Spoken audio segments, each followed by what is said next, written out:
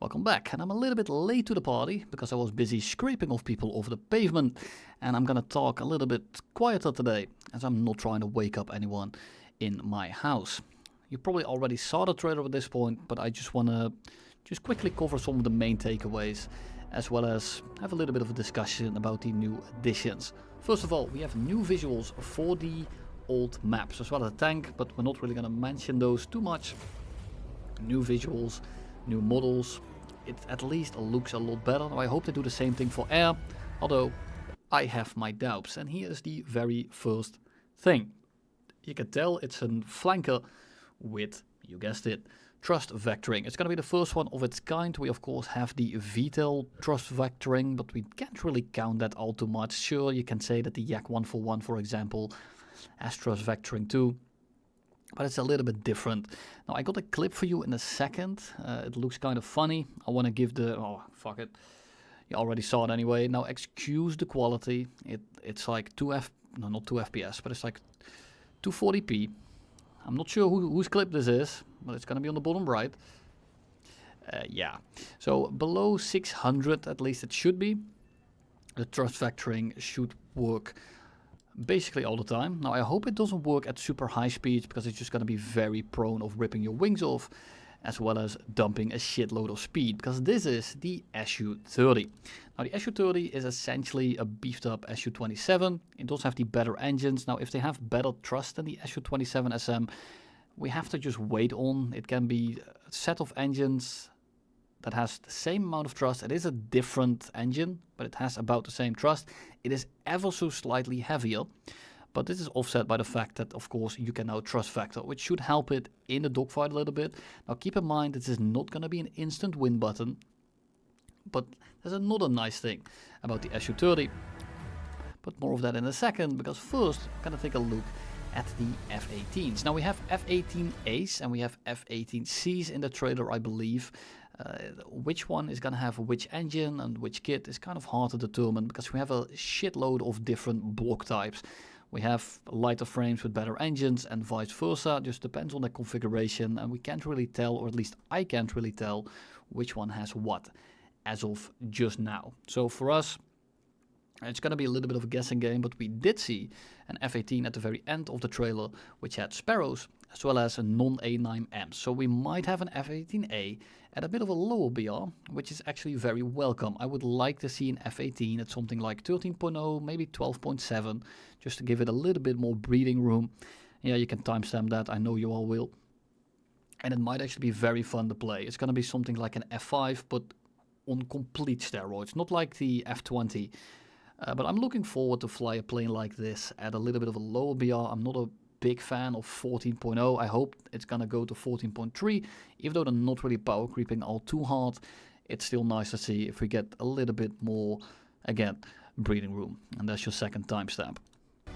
So we have F-18s and here's the Su-30. Now we have found R77-1s in the files. Now they have been in the files for a while, but I do hope it would just be nice to see if Russia can get a little bit close to the top dogs right now, like the F-15E, the Eurofighter, as well as the Ravioli, because as of right now, Russia is just kind of lagging behind. And I know it's realistic or whatever, I don't care, I'm playing a game, I would like it to be relatively balanced, and as of right now, Russia really doesn't have much of an answer. Now the upgraded engines on the Su-30SM have been a very welcome addition, and they are a lot nicer to fly nowadays. They are not nearly as bad as they used to be, but it's also due to the missile loadout. It carries a metric load of missiles, and the Su-30 is not going to be an exception. It also has the ability, at least in real life, to hardlock two people at the same time. So if you are using something like an R-27ER, for example, you can actually lock onto him in the head-on, make sure that he basically can't notch your missile, and then shoot the R-77 at another target at the same time, which would be nice to see. I wonder how they implement it, but time will tell if they even implement it whatsoever. I'm not entirely sure what these missiles are. I think these are the glide bombs, because the Su-30, in essence, at the end of the day, is of course going to be multi-role. Another F-18, the patch is going to be about F-18s and Su-30s, if you haven't noticed yet. Now, Su-30 is going to be one of my favorite flankers, but here he is, There it is. You're seeing this right. I'm not sure if it's going to be able to carry the MRAMs in the front too. Well, you can tell here double rack, double rack, double rack, double rack, and 2 over here. That's already a grand total of 10. And I'm not entirely sure if it can carry 2 on the front as well, but that would be 12. And while the F-18 is on the slower end of the spectrum, it is hardly above Mach, I believe. It's like Mach 1.05, I think, at the very most. It's not very fast, and the acceleration is not going to be that fantastic either. But if you have 12, perhaps 14 MRAMs, that do offset the weight difference a little bit, or the speed difference a little bit, it might be a little bit of a cookage. Now, it's still going to be outclassed when you are fighting very good planes with good pilots. But I do think that in an average lobby, having this many missiles that all have good range, with a pretty decent flight performance, it might be very annoying to fight. We'll have to see. It's going to be an AOA monster, of course, and it's going to be a little bit of a dogfighting specialist in a way, which doesn't really mean that much in top tier at the moment. But when you have this many missiles, and it might get an HMD, and at least it looks good, we might be in for a little bit of a cookage. I don't know what this is, and here you can see it actually. You can see all the hard points. Now let me go frame by frame. That is 1, 2, 3, 4 on the wings, so that's 8. And then we have 1, 2, 3, 4, 5, 6 on the belly as well. Now, can you carry air-to-air missiles on all of them? I'm not entirely sure, but it's carrying 2 in the back here. Probably might be able to carry 2 in the front. So yes, it's you know, it's a lot of missiles. That's the main takeaway here. Also a nice placeholder cockpit, because that looks like absolute shit. Also, I'm not able to count. Whatever. Now, we might be able to see hard points here. No, it's not. Okay, so there's no missiles on the front, but that is still a whole ass 10 missiles. Plus the 2 AIM-9s on the wingtips, of course. Looks like a new AA. New railgun. Not going into those. And there you can see it a little bit better actually. Let me go back. Run that back. So 1, 2, 3, 4. And then 1, 2. Yeah, so 6 on the belly. 8 on the wings. And if you are able to count like me, you know that is 2. Before you correct me, yes, I know it's 14. That's a new effect, I'm pretty sure. And here I was, this was what I was talking about. So look at those flaps. Even with those bombs, and look at the AOH pulling. I see a missile trail. That is not an AIM-9M. If you have a keen eye. Also, this is a new skin, I believe. It has been found in the files as well.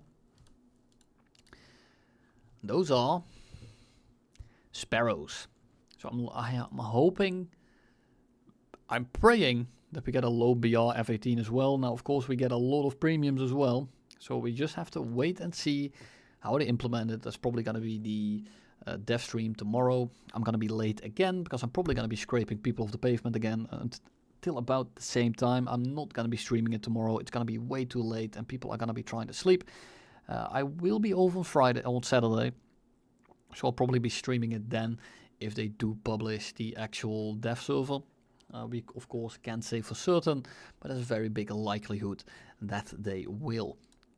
Overall, pretty excited for these 2 planes. I hope that they don't change the meta too much. Now, there is a thing to actually keep in mind. The F-18 has the ability to carry double rack AIM-9s. So if we are able to carry like 8 or 10 AIM-9s and 2 Sparrows on one of these, would be kind of funny. And I'm not sure if I'm really looking forward to fighting that, because it's kind of like fighting a Hornet's nest. You get the idea. I don't like getting spammed at or ejaculated at by 12 fucking missiles. But you know, what can you do? And that's really all I have for you today. Thank you all for watching. I'm going to bed, and I'll see you all probably this Saturday.